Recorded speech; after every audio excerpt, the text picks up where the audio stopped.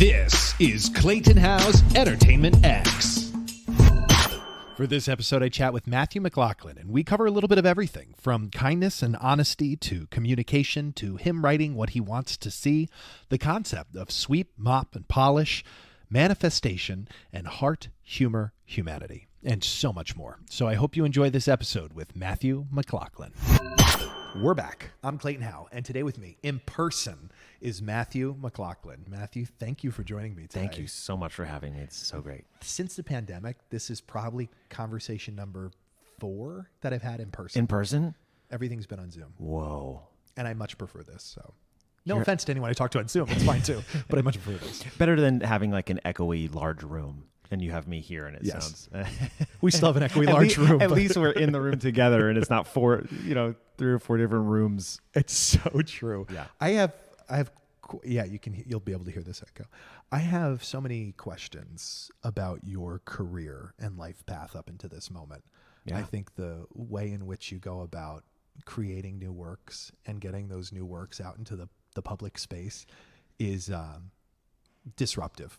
Thanks. And in a great way, and just generally different. So I'm excited to like dive a little deep on your slice of humanity with this and like see why and how you tick. Thank you. The way you do. So just no pressure. No pressure. But before we get to that, I do want to take it back to the beginning of time for you. What were your entertainment dreams growing up? Well, to avoid this being a therapy session, but at first it was just get attention and be entertaining and be funny. I love honesty. Okay. And I originally wanted to be a musician. I wanted to be a singer-songwriter, and I just something about music I always connected with so deeply, and I've seen that kind of throughout my family for years and years and years. My dad knew like 20 instruments or something, and I just, would sit at a piano, and I was like, I can get out how I feel through these combination of notes. I had no idea what I was doing. And I never got the logic of theory or anything like that. But I just felt from a young age like, oh, this entertainment isn't about the idea of it. It's like how to get out how I feel. And so I wanted to do that. Luckily, as I started writing songs, they were just so bad. And my lyrics were so literal. Great for theater and things eventually, but at the time I'm like, good God, this is not good. Yeah. And I knew that as a young age still. And so I always wanted to perform, and I would now get out what I was feeling in some way. Yeah. And eventually that led to acting. My brother went to school for acting years before me, and I saw him performing. And, as a younger sibling does, you're like, I want to be like them, or I want them to like me and be equal. Yeah. And so eventually he was like, you should do that. And so it morphed into acting. But originally it was be funny, get people to like me, and play music, and maybe girls will think I'm cute if I do that too. So that was also a factor. You want truth? You got truth. I'm here for the truth. Born in Scotland, raised in Florida, living in New York. Yeah, I still don't know how that happened, but yeah, it's a triangle of tourism from like a town in Scotland to Orlando to New York. I'm curious too. Well, I guess I didn't find this piece out on the web. At what age did you leave Scotland? I was 4. Okay, so that's pretty young. Mm-hmm. I was curious, because you go back there frequently, having roots there, and also being raised in the state of Florida, which is like kind of a new thing since the 70s, just in itself. And Scotland's much older, right? And then you have New York, which is significantly, and just the way communities and ways of being are in different parts of the world. I'm curious if there's been any takeaway lessons on like worldviews. Not that if these days can feel like two different worlds between Florida and New York, but certainly Scotland and the United States. Yeah. I always get a reminder when I go back, and I just got back like a week ago, and you find over there that there's a sense of, even though there's a difference in beliefs or whatever, there's still a unification of maybe like we're still the people of Scotland, and we are all still kind of one. And I find that for better or worse, it's kind of the opposite here, where it is a melting pot of this, especially in Florida, believe it or not, or at least where I grew up. And that can be difficult, but then there's also strength in that. And you come to New York, and it's like, it's kind of the same thing of a New Yorker doesn't look like anything.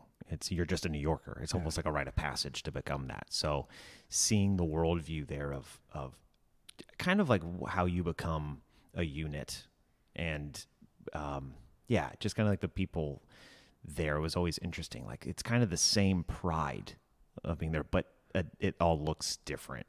And even Florida, people are vastly different, have different beliefs, but can be kind and like just believe in kind of where you're from or have that. But that was kind of the interesting thing I felt. I brought it up a couple years ago in one of way earlier episodes, but after spending time overseas for a couple months, I had really opened my mind to how similar we all are. Yes.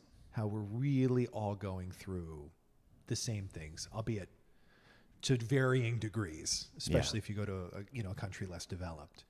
Yeah. But generally speaking, all humans are the same. I agree. And I find the small things, small in quotation marks, of how we interact with each other, what the societal norms, the small things, like being in a pub in my hometown in Scotland, and you have this group of 50, 60-year-old businessmen who aren't pissed drunk yet, but they're still like arms wrapped around each other, talking close, and just there isn't a stigma about that or things here. It's just interesting in seeing like what's normal and what's not, and what makes us similar. And like, oh, you can do that here, or you couldn't do that in America, and just seeing what makes us different that weirdly makes us similar. Does that make sense? That does. Yeah. But also like talking to people from other countries, or while I was traveling, like, oh yeah, but you can never do either of those things in Japan or whatever. It's like, oh, crazy, but cool. But we're all just humans who figured out what we couldn't do. I don't know. Yeah.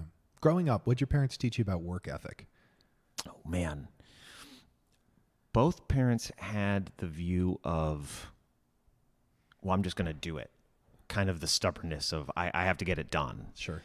And that I didn't realize was fully ingrained in me till probably I started writing about 10 years ago. And there was a lot of, my parents separated almost right after we moved here. And so they were just two people trying to figure out their own life, having lived overseas for 10, 15 years and not being in America. So getting their lives together while having two kids was hard. So there was a lot of me kind of figuring things out for myself or with my brother. And when it came to things that I wanted to do, like acting and stuff, it wasn't until what I actually loved. It was like, oh, I will do anything to make this happen. And they kind of supported me in that. They were never, go be a lawyer or anything. For two people who basically came from another country or lived in other countries to America for the American dream, you would think they'd be like, go be a doctor. But they're like, oh, you want to go get a grade for tap dancing and coloring? Like, yeah, go for it. I was like, oh, cool. So they were always super supportive.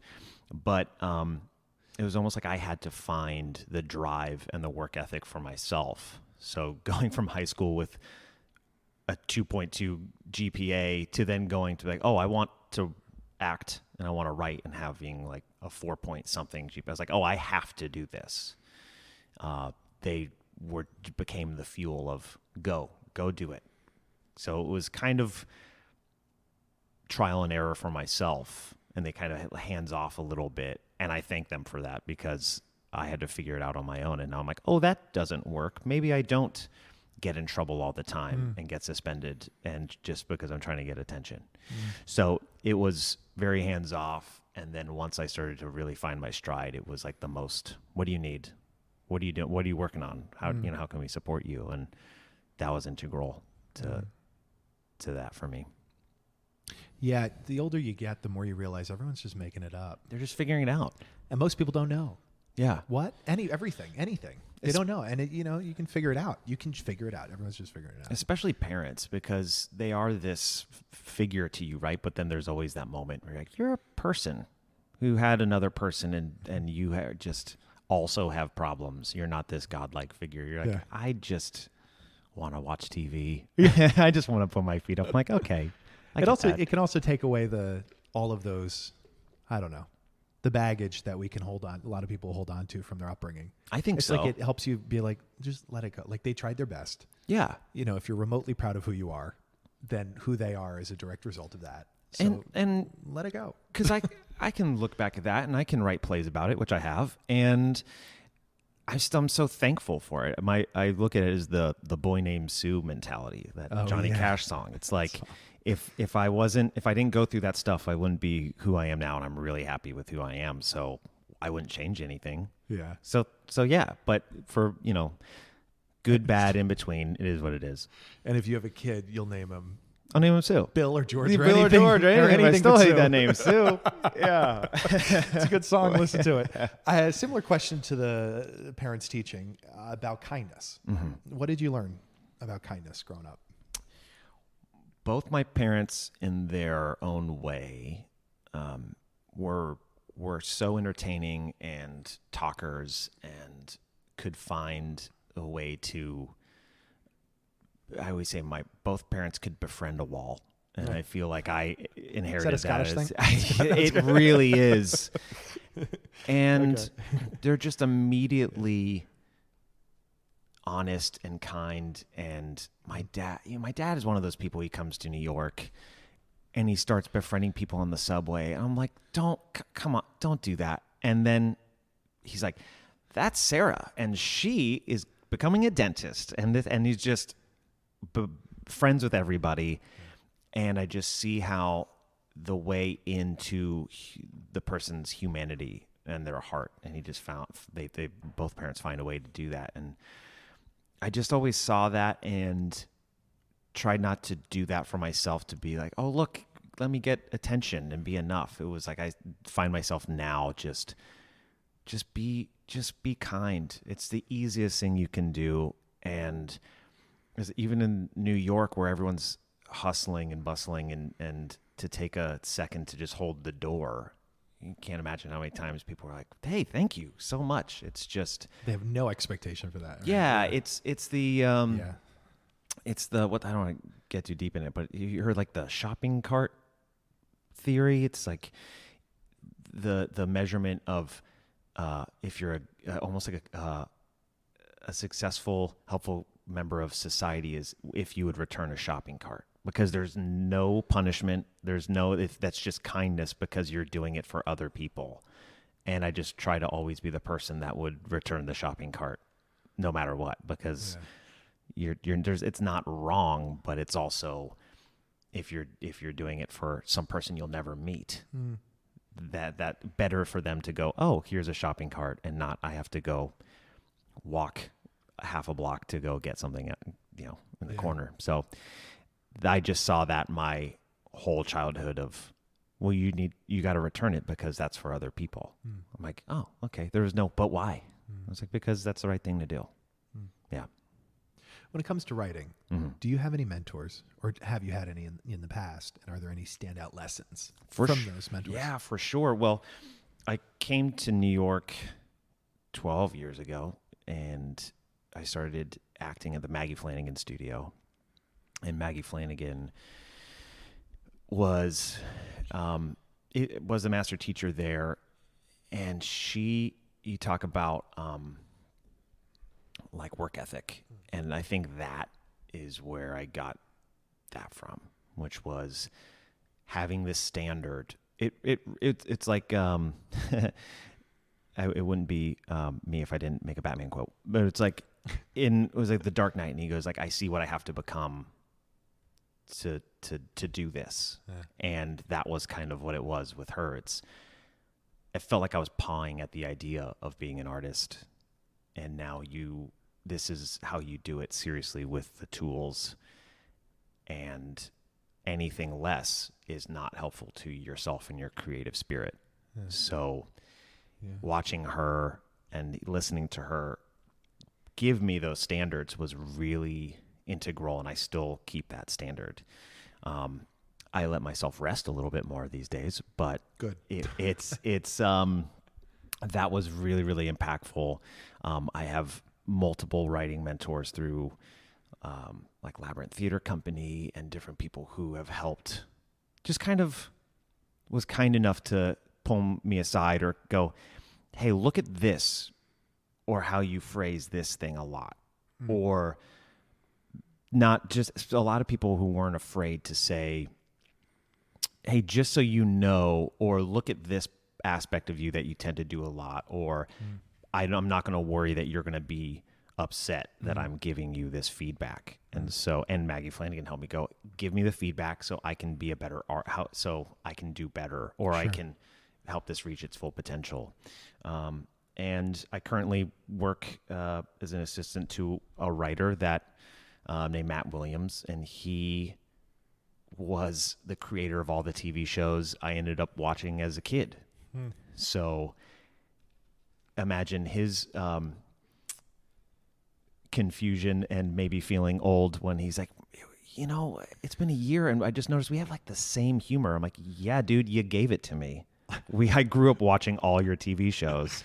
And so now I'm watching him, not even how he writes, but is a good person and is kind to everyone, and how to be a leader in a room, and be open and honest, and not, I have an idea. Yesterday we were sitting rewriting a thing and I was like, I think this whole page should go. He's like, great. I agree. Cool. Good note. I'm like, okay, nothing's precious. And I've learned a lot from that. Yeah, you can be successful and nice. Yes. You don't have to sacrifice kindness and not at all, and all of the good stuff to be successful. That's not true. I would rather at all. I would rather work with someone who is kind and talented than someone who's perhaps maybe has more talent or more celebrity or something and isn't kind. Like, no thanks. Yeah. You're going to be in a room with them for weeks at a time. Yep. Or months, and you're like, I don't want to be on eggshells. Yeah. Yeah. Kindness. Matt Williams. Mm-hmm. Are there any standout lessons or common themes that he has brought up to you in terms of dissecting a story, writing, characters, anything that comes to mind? Writing wise, I find that he wants to get into the humanity of each character. There's never any 2D version of anyone that he writes. Sure. There's always a deepness to who this person is. And I don't know about literal ways into the writing, but I know that something that I've taken is heart, humor, humanity. You be funny, you can be but have it be human and have some heart. And that is just, God, I'd get that tattooed on my head if I could. Just have heart, humor, humanity. And he always looks for that, and I've tried to integrate that. Even if they're the characters that are real sons of bitches. It's like you can give them all three of those things. You can give everyone all three of those things. How have you gotten better at communicating as a result of writing? Man, it's been, because it's really hard to have what you have in your head or your heart and then sit across the table and an actor says, yeah, so what is this that, tell me about this. And then instead of being like a bad director, like, just do it this way. It's made me be more conscious of kind of my words, and because actors will take things and will run with it. And so just being absolutely clear.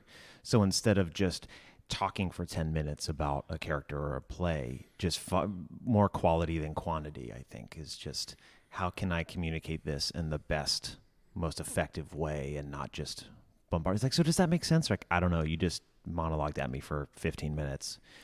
But also being curious is one of the biggest things for me, because I find I'm just so curious with people and with artists. And a lot of times if I'm working with someone, I'll ask them questions. Like, so what do you think about this? Sure. And then they will almost answer their own questions. Not that I'm leading them to that, but well, what do you think this is? And then we'll have a conversation. But I find when I'm with people, I'd rather ask more questions than not. I just want to get to know that person and their heart and who they are. So questions is the best way to do that. Yeah. Mm-hmm. It's so important that and I think I do really believe I'm going to like justify everything I'm saying before I just say it point blank. I really do believe in order to be moderately to severely successful, you need to be very proficient at reading, writing, and speaking. And that was something that I did not get good at until 3 years after college, where it was really like, these emails, like how do you convey your emotions with a start, a middle, and an end of each sentence, as opposed to, because in your mind you just run on sentences, varying thoughts. It's all, there's no organization when you think. Right. And I think I'm curious if, getting a little specific on that, how you've gotten better at not reading, but writing, really getting that on paper succinctly. Yeah. I mean, even just you're saying about like, emails. Like I find myself, I'm like, oh man, that was a well-crafted email. I've had people have me write emails for them, or like, how do I send this? I'm like, let's figure this out. And it's a problem, like a literal like math problem to me, and I love figuring that out. And what are you trying to convey? And it's all mostly subtext. That was all acting stuff. It's like, this is what you're trying to get across or be. And when it comes to characters and things, I think the way out with the words is the way in. So when more I get to know them, and I know that's all fun, cute writer speak, but it's when I writing more or answering questions about the character or what they're trying to do and what they're trying to accomplish, it helps me understand who they are. So then they're going to speak a certain way, or they're going to say things. And if anyone knows my writing, there's a lot of like ellipses and people's ums and uhs and that's just makes it clear who they are, how they are, and kind of what they're feeling. So barely anyone speaks in complete sentences. It's probably true. And even then, you have to tell a lot of writers, if it ends with a period, end the sentence with a downward inflection. Right. Not with a inflection. It's so interesting, though, because this stuff isn't really focused on in school, beyond middle school or high school. It's true. And it's kind of something that people are, not paying attention to. I had this really cool moment earlier this year, and it was met this person, and it was a big group of us. We're on vacation, and he is a composer and a conductor, and so he was, for fun to stay fresh, conducting. And he's like, "Do you guys want to? This is kind of dumb, but do you guys want to sit and watch me kind of go through this whole like opera and conduct along?" I was like, "Hell yeah!" And so we're sitting next to him, watching him do this.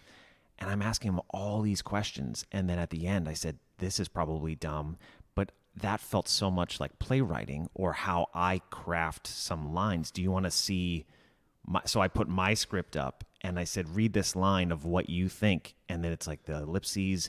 And then, you could have, I always say I could have the word what with a question mark 8 different ways. It could be ... what. It could be what italicized. It could be what ... So he's like, that is so musical. And I think that goes back to me having a musical desire of dialogue, and speaking has a rhythm to it. And so I just thought that was so interesting, because like, if that's clearly the intention by what I see on the page, and I'm like, whoa, I'm a conductor. No. I was so into that, I just agreed. Like, yes, you are a conductor. I mean, in many ways, you can use that as a. But I just analogy, thought that. But I just thought it was interesting because he said if that is broken up in the different musical instruments who have different intentions, and if you have this horn or these strings, that's going to give a certain feeling. He's like, you only have the people, but you have the words on how to do it, or the phrasing. So sure. I just thought that was so interesting that I was like, how the and he was getting it. He was saying it how I had the intention because he knew what that would look like, and he wasn't an actor, so it was just interesting. How have you found the balance between letting things happen and making things happen? Oh man, in life and in work. Well, I've always fought against the feeling of better, harder, faster, stronger. Like that's going to make everything. That's going to do it. If I just push hard enough. If I just lift this weight up and 12 times and then put it down, I'm going to be in the best shape of my life. But then it's also stretch, sit, heal, relax, do yoga, all of that, the metaphor of doing more as hard as you can isn't always going to lead to success. It might lead to burnout or an injury. Most often does. And a great example was this last trip I just went on, and I'm starting a film, my first screenplay, about being in my family's home of 80 years in Scotland, and it's the first time no one's been in it because family have passed away, and now I'm like an adult. I have to go get my own groceries and all these things. And I was like, okay, I'm here, and I'm going to start writing this film. And every day I'm like just wanting to sit there and look at the scenery and, oh, but I should go upstairs. I should get writing done. And I was just beating myself up. And in the middle of it, I said, you know what? I want to give myself permission to be and not do. And that was so difficult. But I have to be, and it goes into, but if I don't accomplish something, then I'm not going to be enough. Or I'm like, it's fine if you are just sitting with some tea, watching birds go. But believe it or not, that may do more than trying to start or get 10 pages in a day or something. And the irony is, by the time I left, just quote unquote being and doing nothing, I got more out of it and more ideas than if I had actually started writing and pushing against that. So I'm finding that the being is as important, maybe more important than the doing, because it really fills up. And so when you actually start, it just can pour out of you. It's also healthy. It's healthy as hell to do that, to sit. And I was beating myself up for so long that I hadn't written anything new for like 7 months, 8 months. First time since I started writing for like 10 years that I've taken that long of a break. But had met the best people in my life. I have had the closest friends, and I'm just being. I'm like, I guess I don't feel bad that I don't have to do, and that's okay. Because it fills up your cup. You have to fill yourself back up to then be able to give, because then you're just burning fumes and you're going to burn out. It's that whole thing on the plane. Put your mask on before you help the person next to you. Exactly. Because if you don't help yourself, you really can't. Yeah. You will be incapacitated. Yeah. There's no way you can take care of your child if you don't get your mask on first. Yeah, and when you want to take care of people and you want people to be okay or feel taken care of, it's going to be hard to do that for yourself. Or you want to show that you can take care of someone. It's going to be hard, but you have to do that for yourself. Otherwise, you can't do it later. So that's so true. Yeah. Yeah. I think that's also a really good point of like doing, actually, I don't know, this is a point you brought up, but it made me think of it. Yeah. Of doing everything you possibly can to get to where you want to go. Mm-hmm. And then having to let go. Yeah. And see if it's going to work. Yeah. Because whatever you believe in, like things happen for reasons. Yes. And whatever it is, like whatever higher, lower power you believe in, like things happen for a reason. And so you can only do, as much as you can. And then at some point you do have to see if it'll fly. Yeah. And sometimes it does and sometimes it doesn't. And there's a difference between laziness and just being. Like excuses, being like, well, I called one person. I did everything I could. Yeah, exactly. Yeah. Because it's like, no, did you really exhaust all avenues? Right. Because there is that, I have that mindset, and I see so many wonderful artists have that mindset of, screw it, I'll do it myself. Or how do I do it? Or like, well, I want this, and if that's a wall and I can't get there, then how do I go over it, through it, under it, around it? Doesn't matter, and just figuring it out. But bashing against that wall over and over and over again, sometimes you're like, you know what, if I just sit here, and then it's like, oh, then you just somehow get around it. It's just being. So yeah.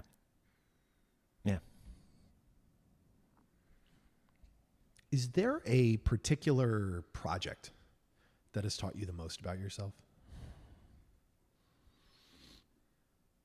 I think I'll give the annoying writing answer first, and then I'll give the real answer. The annoying writing answer is all of my projects tell me something about myself. Sure. But they have, because I intentionally did that. When I write something, I love writing something with a good premise that's really fun or funny. But I want to have something that I will learn or something that I have to go through. And usually what I'm thinking or feeling in that phase of life, like, this is really uncomfortable. I want to get through that. I will write about it. I had a play that I wrote, and I originally had the idea of, like, I want to set a play in a comic shop. I really want to do that, but that's not a story. And I was just starting therapy and figuring out this inner child I have, and figuring out how to heal that part of myself. I'm like, I need to live through that, but what the hell does that have to do with a comic shop? And I'm like, okay, I found this way to do that. This story where the owner of the comic shop suddenly sees their 10-year-old inner self and has to take care of this version of themselves. I'm like, oh, well, that's a story. And by the end, I'm learning about me, and really just trying to, these characters are just me talking and trying to figure it out. So I try to do that with everything, regardless of what the play is. But so that's the annoying playwriting answer. And then the most solid thing, I think every play will do this when I go through the whole process of writing it, then rehearsals, then the production, and seeing it. But my last play I had up earlier this year, called This Goddamn House, very deeply personal, about my family. Wasn't mincing anything. It was about a playwright who came down from New York to help his brother clean out their childhood home, because the mom was getting a 24-hour eviction notice, but the mom is a hoarder, and they had to clean out before the police show up, or the sheriff. And that all really happened. So going through that process and having the real world, I guess, consequences or repercussions of the family now having to know that this play is in existence, and the relationship strengthening or weakening because of it. And it just kind of, because I could have backed out. I could have said no, but I had to be open and honest and stand tall and be like, this is my truth. I'm sorry. This is at least how I feel about the whole situation.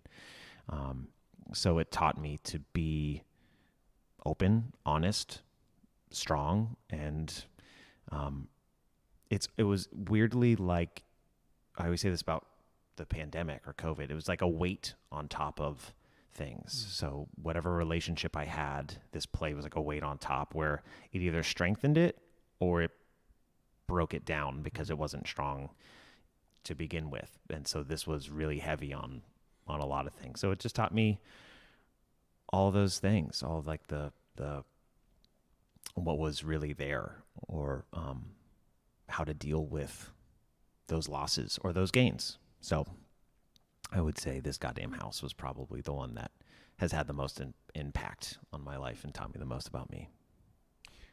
You might have just answered this question. Great. But I guess in a plus to this, how has your taste evolved in what you work on, or what you like in general? Yeah, for what I like to work on is probably just things I want to see, things I've never seen. Like, oh, that's interesting.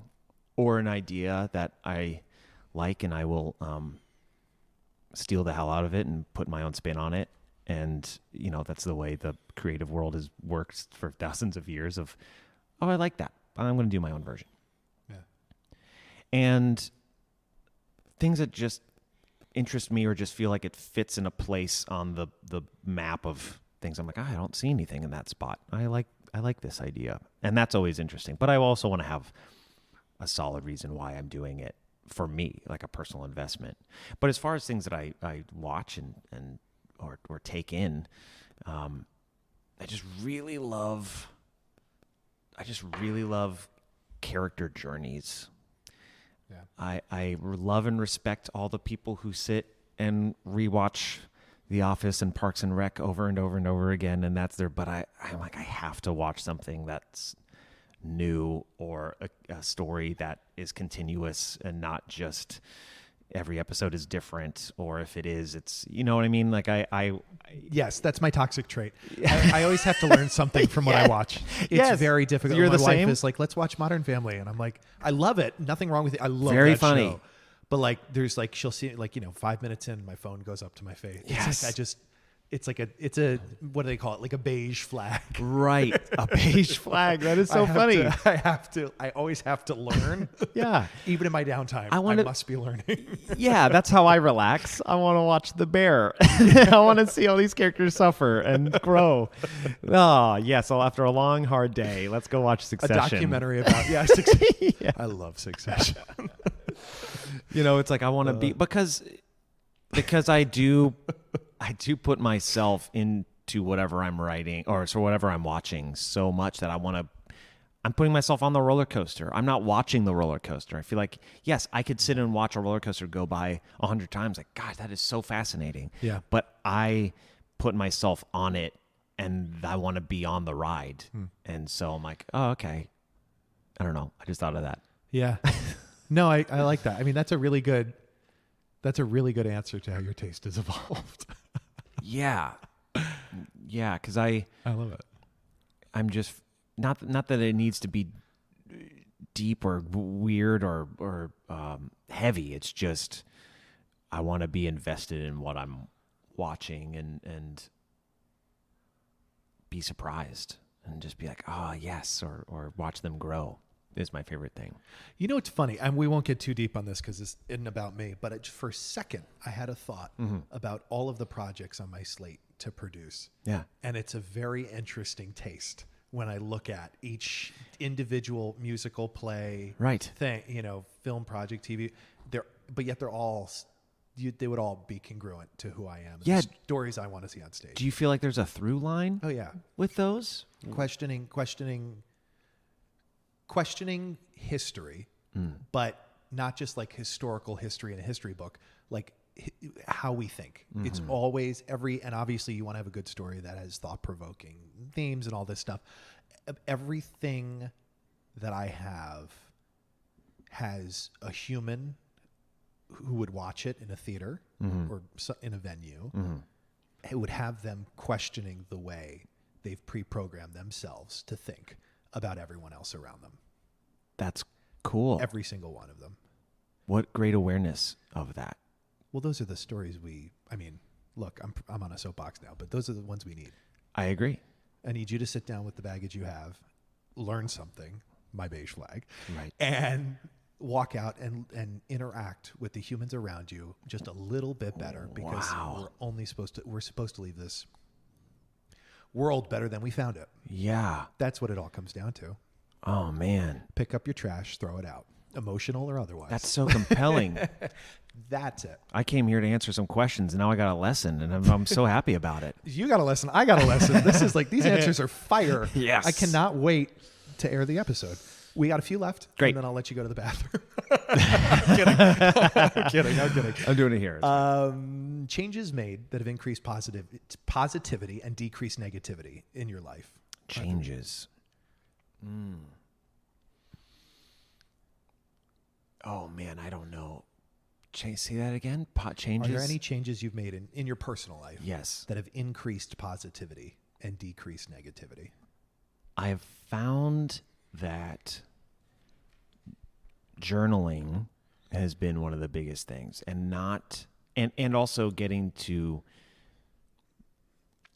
into it in the way that it's a tool for me, not dear journal, today this is Had not 3 for almonds. yes, Oh, yeah. this not for later.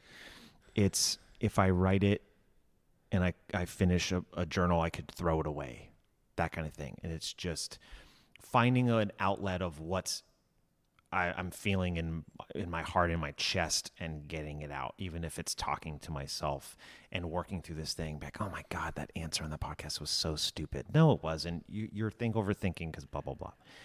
And basically just working, it's a way to get out all the fuzziness in my head and my body out, and then I feel clear.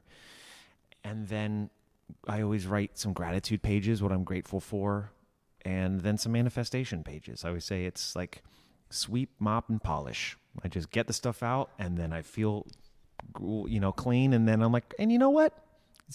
Life's going to be good. It all works out. It all works out.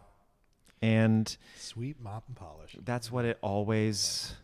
That's the name of the title of the episode, I hope. Yeah, and that's it. It really helps me get through the day. And even when bad stuff is going down, I can get it out. I can get it out through those things. Those manifestations work.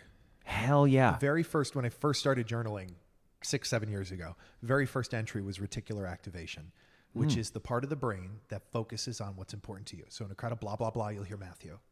Whoa. And you can focus on things you want to accomplish or achieve or whatever. And in a crowd of blah, blah, blah, you'll see an opportunity. And that's like a Interesting. slight scientific way of saying manifestations do in fact work. Yeah. You're ever in a crowd and you're like, someone say my name? Yes. And why would they say my name? And then suddenly it's... And maybe they didn't, but they said something that sounded like your name. Yes. But it's so important to you that you're listening so hard for it and you don't even realize it. Yeah. And that's exactly what, finding someone to work with or finding it.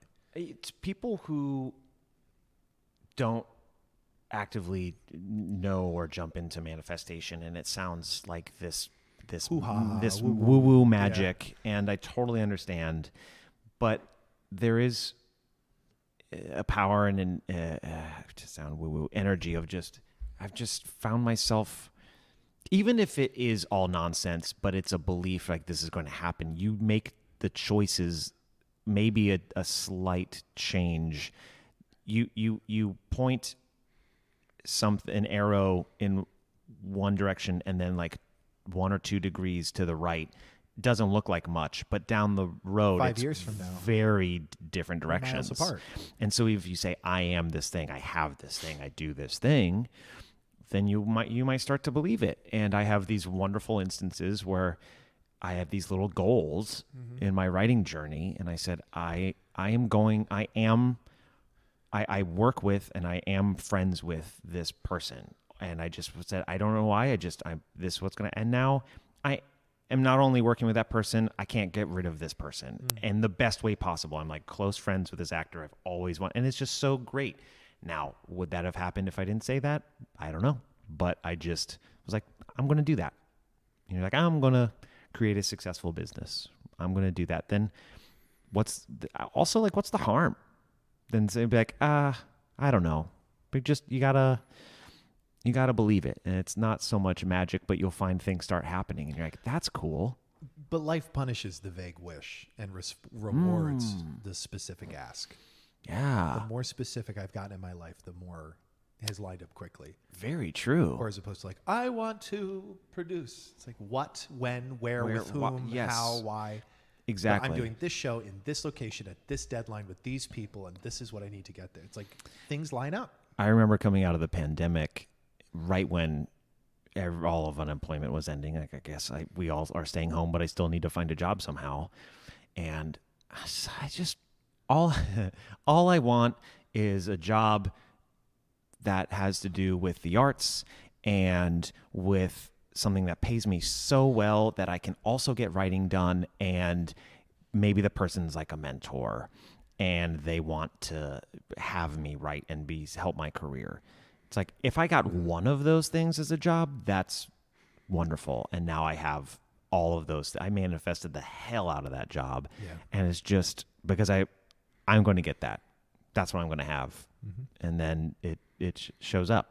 It's not it appears. It's not a magic genie, but it's kind of like luck. Luck is just preparation meeting opportunity. Yeah. Yeah, needlepoint that on a pillow, but it's true. And it's kind of that with manifestation. It's you're looking for it, or you say you're bringing it to you, but it's like hearing your name in the crowd. Mm-hmm.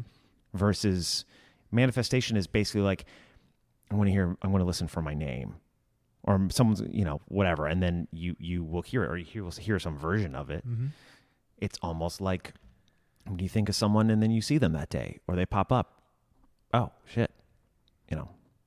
Manifestation. Most gifted books. You have any favorite books? I do. The few that impacted me the most creatively was Austin Kleon's Steal Like an Artist. And S-T-A-L, Steal? Like Steal, yes. Steal Like an Artist. And the whole concept is every creative thing is just you stealing. And that is okay. Every story's been told. You are just genetic stolen from your parents. There is nothing original about you. Nothing. And that's okay. It's that doesn't sit well with me. I don't want to hear I that. know. I'm kidding. Yes. But yes. it's Yes. The answer is yes. It's like David Bowie. He has all these quotes, and it's like David Bowie. He's like, I'm not interested in anything I can't steal from. And that's maybe also the kind of things that I like to watch, things I want to steal from. Mm-hmm. But Steal Like an Artist kind of shows you that this is not a negative thing. This should be encouraged. Yep. And you should go and go create, and it gives you the tools to like have your literal creative space to do things, maybe a wall of your favorite artists or your mentors. And the best thing about them is they can't deny you. You can look at all these people and admire them and take things, steal from them, and be your own version of that. I could point to probably every single one of my plays and say, this is like this play, but with this instead. Or it's like this, and what's crazy is in TV, they ask you to do that. Like, what's your pilot about? Or what's your TV show about? Well, it's like Star Wars, but steampunk set in Louisiana. And it's like, all you're doing is stealing these three things to make something new. You're like, holy crap, I've never heard that before. And that was the most impactful thing for me. Was it gave me permission. Whoa, I can see that, and then do, I have a play that's just had a reading. It's like my own version of Batman, but it isn't. It's like, well, let me see if there's a different way to do that. What if we spun it a little different than what you're used to? Yeah. And that's interesting. That makes it new. And I think the only other thing was Stephen King's On Writing was one of my favorite. I think that's like a gold standard of, you start writing anything, he's kind of like, yes, I know I'm known for writing all of this, like getting 2 novels out a year, but here's why. Because I just do the work. I just have a standard, and I get, I think, 8 to 10 pages every day.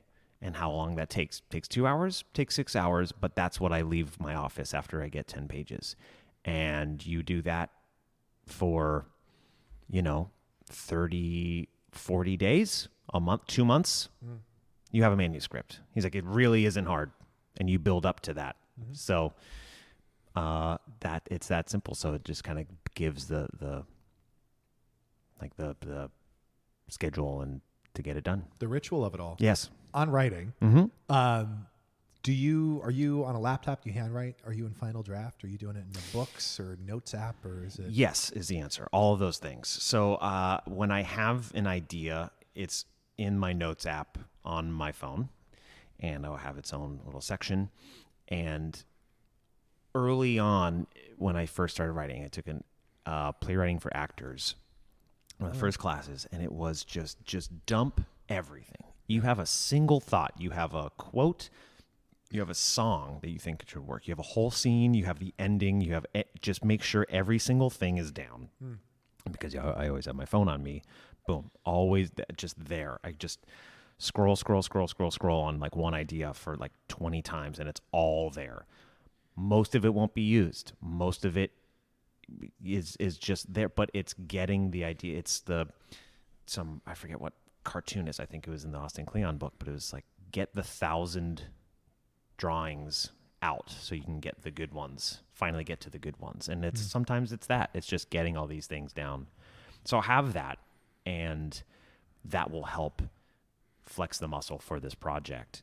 And then when I actually start writing, I will get a specific journal that helps me connect with that. If it's set in Scotland, I have like a Scottish themed notebook I got when I was over there, or about the comic shop thing. It was this, for a kid, it was like a little, that composition notebook thing. It looked like you take it to school. Yeah, the marble. Yeah, notebook exactly. Yeah. Okay. And so I'll write down a lot of my notes there. But then when it gets to the nitty gritty doing it, yellow pad every single time. I'll set a timer for 30, 40 minutes, and I'll start the scene. I'll just write. It's not even free writing. It's called meditative writing. You just you hyper focus on what you're doing, and you don't think. You just write. And then by the end of the timer being done, you have all of these pages, 3, 4, 5 pages. Then you can look at, and now I get to edit. Now that was neck down. I'm not thinking. Now I get to do neck up, and I go, oh, that's a really great section. I would reword it. This is not good. I would keep all of this page, and then you just transcribe it to final draft. So at that point in the edit, you're typing it into a final So then and it saves me, because then you don't sit there and go, what did he say? You just don't think about it. Screw you. What? Why would you say that? And then all of a sudden it does just the like thing. A yes and exercise. Yes. Yeah. Yeah. And then you do the thing where it's like, I didn't expect them to say that. I always thought that people were so full of themselves. Like, of course you knew. You wrote it. But now I'm like, holy crap, I didn't expect this. And then you just put it in. And then you're in a flow state. Yeah, exactly. Yeah. So kind of all of those things, but it'll always start on the phone and jotting down the ideas. And then when I'm actually writing it, I'll just, that's kind of my scrap, but then if I have a reading, or I take notes, or I in my character section in my actual notebook that I have for that project, I'll write that down. So all the above. Is that morning, afternoon, night? I try to do the morning. You sit down with your tea. Oh, I do. do. You turn the music on. Yes. Like an old record. Like, yeah. Darling, I'm going to write. Give your pipe. Yeah. It depends. Usually morning, but I'm doing everything to be a morning person. It's very hard. I can help. You just gonna call? You just go get it. 6 a.m. God damn it, Clay. Yeah. Oh, this conversation is great. I didn't expect to go on the turns that we took. I love it. Final one for you. Metaphorically speaking, if you could put a word or a phrase on a billboard for millions of people to see, does anything come to mind? It would be that infamous Matt Williams phrase that has been burned into my soul, which is heart, humor, humanity. Because we have all those things, regardless of differences and background. And I think if you can touch on those things, if you can have heart, and you can have humor, and you can talk to them as just people, I think that's what it comes down to. Being from a place like Florida, where it's not like New York. We're like, here's my political opinion, and be like, I know, because we all agree, because we're in the same bubble. Yeah, right. You go to Florida and you say that them's be fighting words, but you learn how to talk to them talk to everyone as a person, or say hello, or whatever. And so I think that we'd be in a much better place if we all just had a little heart, humor, humanity. And that buttons up this conversation quite nicely. Thank you for taking the time. Absolutely. Is there anything else you want to add before we end today? Gosh, I don't think so. Thanks for listening. People of the world. Matthew McLachlan. Clayton Howard. You've been listening to Entertainment X, the podcast. You can follow Entertainment X on Instagram at _EntertainmentX_. If you haven't yet, go to Apple Podcasts and subscribe, rate, and review this podcast. Join Clay next week for another curiosity conversation on Entertainment X. Thank you for listening.